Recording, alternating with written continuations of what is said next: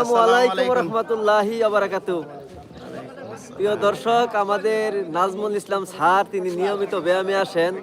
এক সময় স্যারের অনেকবার বলেছি স্যার এখানে আসেন, স্যার কিন্তু আসেনি, কিন্তু এখন স্যার কিন্তু নিয়মিত আসতেছে। এখন স্যার কি উপকার পাইছে আপনাদের সামনে বলবেন। আসসালামু আলাইকুম। ওয়ালাইকুম এই আসসালাম। এই ব্যায়ামের আগে মানে স্যার আমারে প্রায় দিনই বলতো যে ব্যায়ামে আসেন, ব্যায়ামে আসেন। তো আসি আসি করে আমি আসতে পারিনি।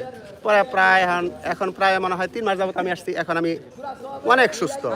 মানে আমি গ্যাসের হাঁটতে বাম পাটা আমার হাঁটতে কষ্ট হইতো।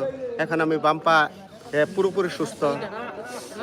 এই গ্যাসের ট্যাবলেট অনেক সময় বলতে কি মাসে আমার প্রায় দিনই খেতে হতো। অনেক সময় দেখা যায় 20 খাওয়ার পরে 40 খাইতাম।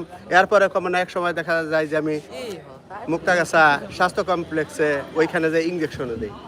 এখন আমার কিছুই লাগে না, আল্লাহর রহমতে আমি সুস্থ আছি। আপনারাও এই লাইভে দেখেন, স্টেডিয়ামে আসেন, এখানে